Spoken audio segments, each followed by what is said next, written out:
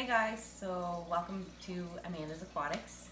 I'm Amanda, and I just want to talk about my 75 gallon behind me.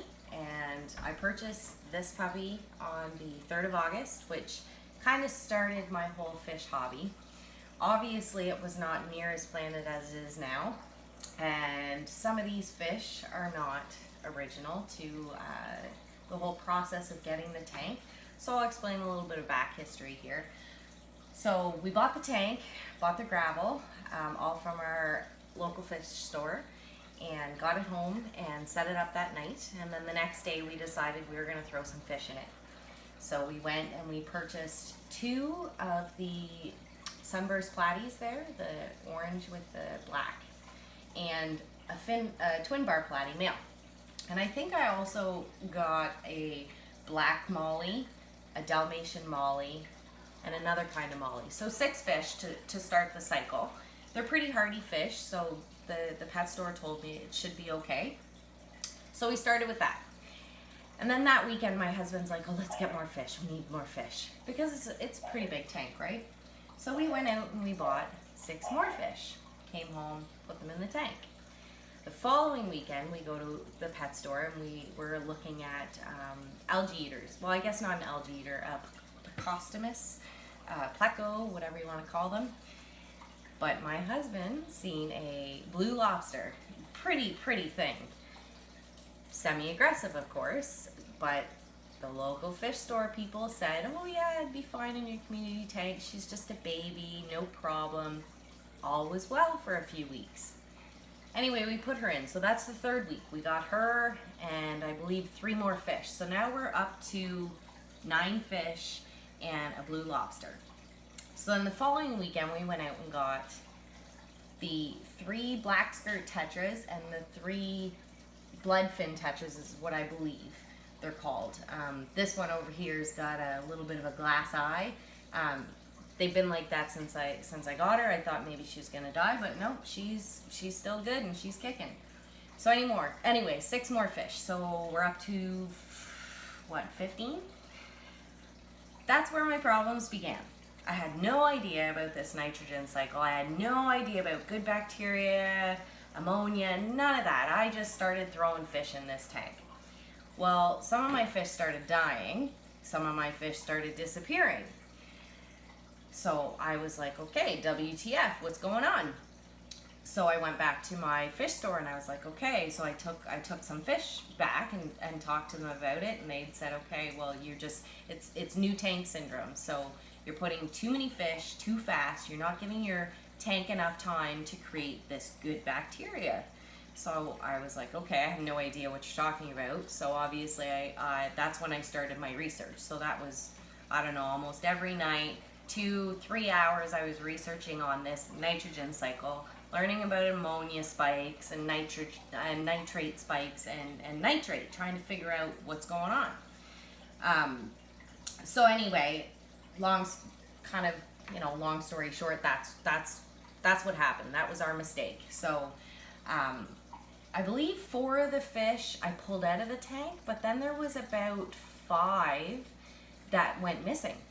And I'm not sure what happened, whether they died and Mrs. Blue, the blue lobster we had, ate them, or whether she caught them when they were resting. Hard to say, right?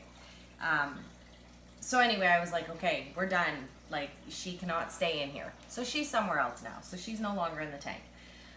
So anyway, once I understood what was going on and I understood the cycle, the nitrogen cycle, and my ammonias and my nitrates, I decided to buy a test kit, not the strips, because I find they don't work very well, the drops. So every time I do a water change, I'll do a test the next day, check on my ammonia and my nitrate and my nitrate. So I was super excited when my ammonia test was yellow. I was so happy, had no ammonia in the tank. I thought, okay, I'm doing something right. But I was having such a hard time with my nitrate, because it just kept being purple. So I constantly would ask the local fish store, what's going on? What am I supposed to do? And they said, just give it time. It's a new tank. You need to let the bacteria grow. You're doing all you can. Do your regular water changes once a week, and that's all you can do is just wait out. The day that I had a blue test for my nitrite, you can ask my husband, oh my God, I was over the moon. It was like I won $1 million or something. I was so stoked. So, because I was waiting for that to put more fish in, right? Because I was down to like, I don't know, maybe 8 fish. So, it was a I had another one of these guys too, a high fin platy. But anyway, I think they're one of the ones that got eaten by the lobster. But the original fish, since I've had the tank, are my, like I said, my black skirt tetras, hardy as balls. These things, like they are still going, and they're kind of mean though. I find they're kind of nippy. And she's original too. She's had a couple bursts in my tank. I've got a fry tank upstairs. We'll do a video on that another time. So she's still kicking. And I think that is pretty much it for my original fish. The black molly back there, she's new. Like I've repurchased one, the twin bar platy.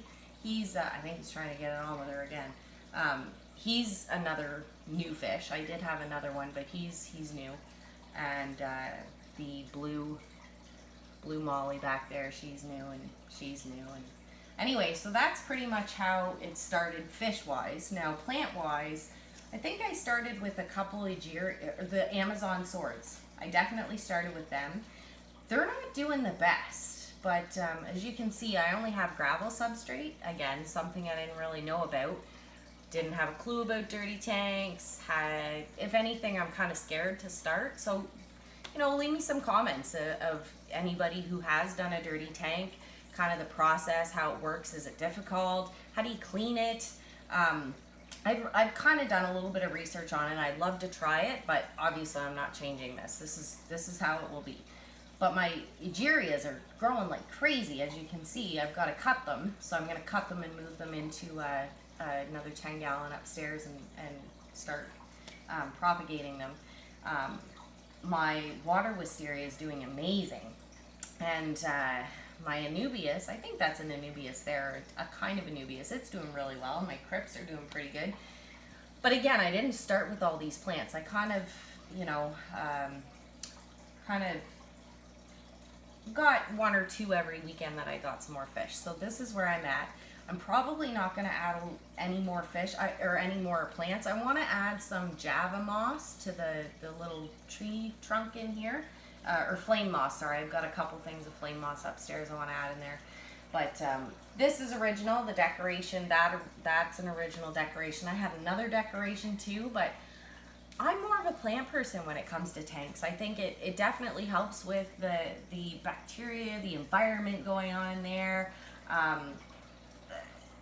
don't know. I guess it's okay to have a little bit of decor, but I probably wouldn't have gone with such big pieces if I know now what I know if I knew now what I knew then. No. If I knew then what I know now, I wouldn't have went with the big decorations. But hey, it is what it is. They seem to like it. They're doing really well now that everything's all good to go. Yeah. So again, this is a hobby for me. I'm learning new things all the time. I'm definitely not as educated as some of the people that I watch on YouTube, like Aquarium Co-op, that guy. Oh my God, he is a plethora of knowledge. Like, I watch his videos all the time. Totally recommend him. Check him out. He knows a lot about a lot of things. Fish, substrates, filters. Like, he has a video out there actually that explains the nitrogen cycle that I watched using M&Ms or Skittles or something. Awesome video. You should check it out. But yeah, so that's a little story of my 75-gallon. This is my baby. I love it. I love my plants. I love my fish. I'll probably add some more. Trying to get some babies. I have pulled 9 babies out of this tank so far. I used to have some guppy grass, some fake guppy grass, but I found it was a crap collector. Like, it was so nasty and disgusting, and I thought that was maybe a reason my nitrates were a little high. I am on a well, so I don't use the whatever it is to take chlorine out of the water. I don't need it. I'm on a well, so I'm wondering if that kind of has to do with the reason why my nitrates always. I always have some nitrate in my tank, but it always sits around, you know, anywhere between 20 and 40.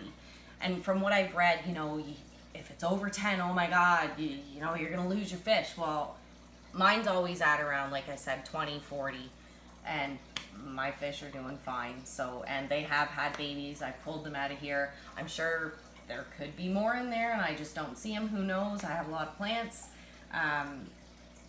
Plus, they probably get eaten a lot too. So, a nice little snack for the fishies. But anyway, yeah, any questions, any advice you can give me, I'm always up for advice. No matter what your fish store says, do not put crayfish with fish. I've seen videos where it's fine and everything's good to go, but it didn't work out for me. So my blue lobster started eating them, especially when they rest on the bottom. I don't know, maybe with really quick fish, like the cardinal tetras that I got a few in here. Maybe with them they'd be okay, but yeah, she had a good helping of fish in my tank. So I don't recommend it. Again, it's totally up to you. But yeah, this is my 75, and that's kind of my story. So any questions, advice, let me know. If you like my video, if you like watching me talk, even though, again, I'm not the most knowledgeable person, but hey, I love fish. So if you like watching me, do a like and subscribe to my channel. I will definitely put more videos on. I'm sorry this one took so long to go on. I've got 3 kids. I work full time. I'm a busy lady and I get tired. So I'll do them when I can. But I've got a few more tanks I have to do some videos on. I got a 20, a 10, 2 40s. And we just got another big surprise for you guys that I will do a video on. So yeah, this is Amanda out. So peace.